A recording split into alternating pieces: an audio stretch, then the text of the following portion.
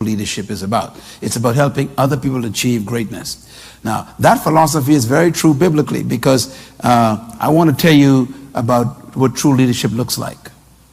First of all, true leadership is not control. It's actually service. A true leader is not one who controls people or controls organizations or controls departments. But a true leader is one who serves people, who serves organizations, who serve the world. And it is that service that makes them great.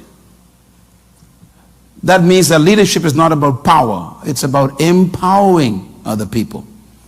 It's about helping other people become great. If you are placed in a position of leadership, you will show your success by empowering other people to become them true selves. That leads to point number 3. Leadership is not about manipulation. It's about inspiration. True leaders don't manipulate people, they inspire people. When you cannot inspire people, you must manipulate them. But the problem is, once you manipulate them, you're no longer a leader. You are suddenly a dictator. So true leaders don't manipulate, they inspire people. That means the point number 4. Leadership, therefore, is not about controlling people. It's about finding purpose for your life. Leaders are so consumed by pursuing the purpose for which they were born that they have no time to oppress people. Leaders are generated by a sense of purpose, not a sense of making people subjected to them. So leadership really is about purpose more than it is about people. And we'll explain in a minute how that works. And number 5, leadership is about becoming more than doing. A lot of people believe that leadership is about a lot of activity, you know. But leadership has more to do with discovering who you are and then deciding to become it. It's like a seed discovering, I am a tree. And then they spend the rest of their lives becoming that tree.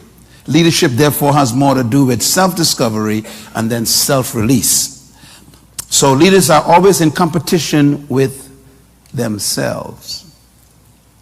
They know who they really are, and they will never rest until they become it. So a leader is someone who sees their end and then decide to pursue it at all costs, even at the risk of being misunderstood, of being rejected, being criticized. That's why true leaders can handle high criticism. They're not pressured by popularity. They're more concerned about being true to themselves than being true to people. And this is why it's hard to find true leaders, because many people who claim to be leaders, they have no conviction about themselves. And this is why it's tough to really help people become leaders. They are trained not to trust themselves.